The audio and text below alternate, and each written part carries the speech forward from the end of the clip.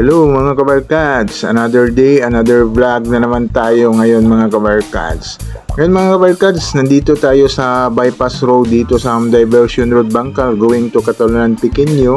Yan, kung palagi kayong dumaan dito na area, nagtataka kayo kung anong ginagawa dito sa bakanting lote dito na area.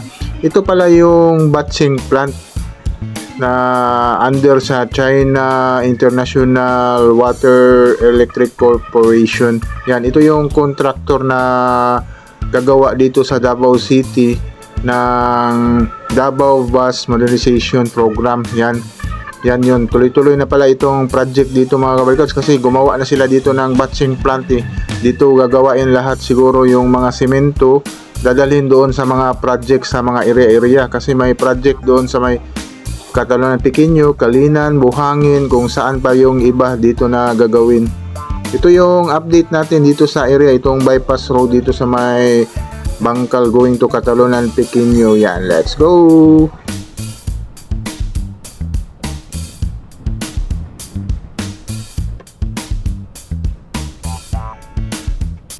Hello mga kabarkads, once again this is RPB Moto Travel Vlog.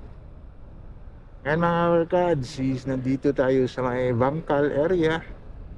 Yan, pupuntahan natin itong dito sa may bypass mga kabarkads, itong Diversion Road bypass papunta ng Catalonan Pequeño. Kalinan kasi may mga development na ginagawa ngayon dyan. Kasi dumadaan ako palagi dyan, may ginawaan dyan na batching plant na ginagawa ngayon dyan. May isang subscriber natin na nagsabi na batching plant daw yan ginagawa dyan sa China International Water Electric Corporation. Yan yung contractor na gagawa ng Davao Bus Modernization project dito sa Davao. Yung mga terminal yata na gagawin dito na dito sa Davao City. Isa na ang natamaan dito itong Catalonan Pequeño. Yan, meron daw doon din sa may Kalinan, meron din dito sa may Buhangin banda, sa may kang Pastor Kibuloy, unahan lang dyan na simbahan, meron din dyan. Ewan ko kung saan yung iba dito na ilalagay kasi marami itong gagawin no? Under pala ito sa China International Water Electric Corporation. Yan, itong nagkontrata. Itong titingnan natin ngayon dito mga workers, itong batching plant na ginagawa dito. Dito pala gagawain yung mga simento, mga kuan ba yan dyan para sa project dito. Kasi matagal na akong magdandaan dyan. Ano ba yung, kasi may malaking bakante dyan na area. Tapos may banghouse na ginawa. Pero ngayon is may ginawa na yung tangke para sa batching plant nila. Yan, nakakabit na ngayon yun ngayon dyan. Yan, titingnan natin kung dito pala yung batching plant na sa mga project siguro lahat dito sa Davao City. Dito ginagawa yung semento. Yan, yung mga mixing.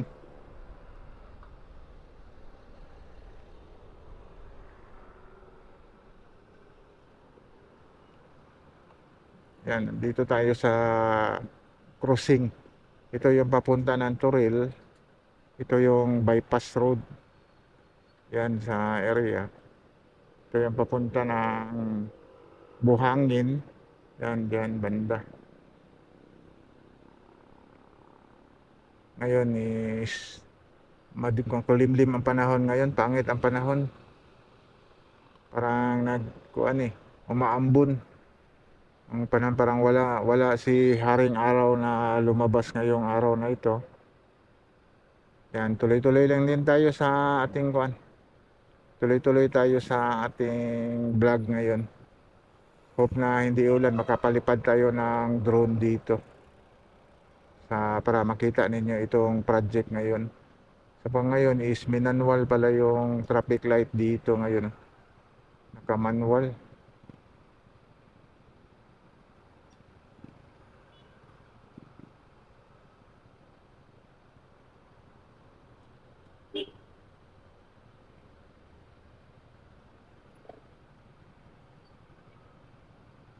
Yan, hintayin lang natin ito kasi malaki-laki din itong project dito mga kabarkas. Itong Davao Bus Modernization. Yan, project is Davao. Malaki-laki din itong proyekto na ito. Naka-loan daw ito. Yan, isa yung programa ni Mayor Basti dito. Siguro sa mga electric bus. Yan. Yan yung mga project dito is mga terminal. Yan, malaking kwan yan sa base na rinig ko kang Mayor Basti dyan is malaking tulong yan sa traffic dito sa Davao City kapag matuloy-tuloy itong project na ito. Kasi naka-loan daw yan eh. Under yan sa loan, sabi ni Mayor Basti. Naka-loan daw yung kwan yan. Pilit na ipatitigil sa administrasyon ngayon. Pero siguro na-approve na ito. Nagka-negotiate sila. Yan, matutuloy-tuloy na itong project dito sa Davao City.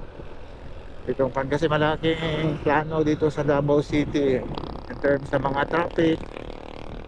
Yan, in the future na ba na nagpreparasyon na itong Davao City kasi Davao City is the boom. Isa itong nag-boom sa syudad dito sa buong Pilipinas. Yan, ito Davao City na ang naging presidente si Tatay Digong. Hope na next na maging presidente is si BP Sara na naman. Yan. Dito mga kabarkats, oh, yung kuwan dito. Malaki-laki itong bakante dito na area. Yan, oh, na may nakita tayo dyan, oh, na blue na tangke. Yan yung batching plant.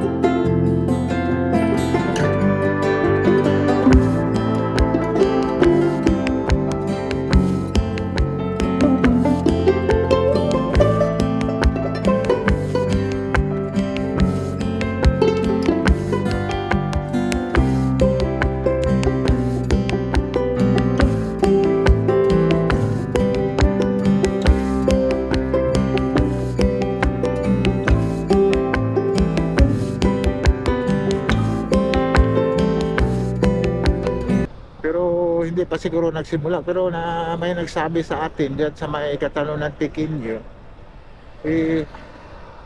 tuloy na yung dyan, para nag-clearing na daw yung area dyan banda. Yan, ito malaking bakante kasi dito na area eh. Yan, ito, yan o, batching plant. May mga kwan dyan sa loob. Yan, parang bunk house. Yan, ginawa pala. May mga gamit din dito. May mga gamit na mga parang sa scaffolding yan. Yan. Ito yan dito sa may kwan. Iwan ko kung dito sa kabila anong gagawin dito banda. Kasi Dati is mapasukan ito, ngayon may mga gate na dito banda na side. Ilagyan na ng mga bakod. Siguro may plano dito na area kung anong gagawin dito banda. Yan, dito sa may tabing ilog at dito is isang batching plant din na ginawa nila dito banda. Yan, titingnan natin ito kung ano yung mga ginagawa dyan sa loob kasi mahirap, hindi tayo makapasok dyan. Kasi naka-gate yan. Under yan siya kuhan sa China International Water Electric Corporation. Itong project dito. Yan, malaki din itong area dito mga kabarkads. Siguro batching plant lang siguro ang gagawin dito banda.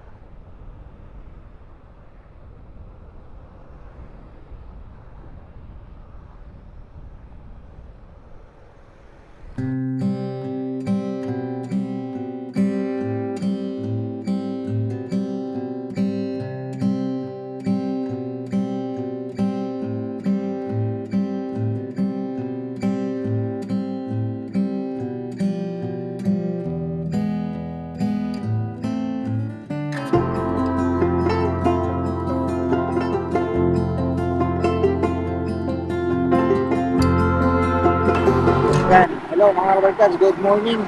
Ay mga kabarkads, nandito tayo sa may bypass road dito sa may yan, ito yung papunta ng diversion road. Yan, pwede ka ng Bangkal, papunta ka ng Buhangin, ka ng Ulas. Ito yung papunta ng Catalonan Titinyo. Yan, pwede ka rin papunta ng Buan. Yan, dito bypass road na ito. Yan. Dito ginagawa itong batching plant para sa project sa Davao Bus Modernization Project. Yan, parang batching plant na ginawa dyan. No? Yung malaking bakante dyan ay ginawa. Yan, ating titingnan yan dyan. Eh, ano ba yung one dyan? Kasi batching plant yan eh. Yung mga project, may project sila doon sa Catalonan Titinyo. Yung bus system doon.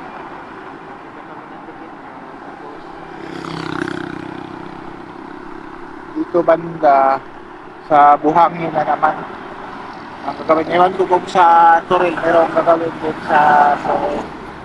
Siguro mahawal ka, dito lang yung update natin dito sa batching plant na ginagawa dito sa may bypass road, dito sa Gram Diversion Road. Going to Catalonan Titinyo. Yan, like and subscribe to my channel. Please the button bell para ma-notify kayo ng mga video na i-download ko, especially sa mga travel vlog na natin. Yan, see you bye.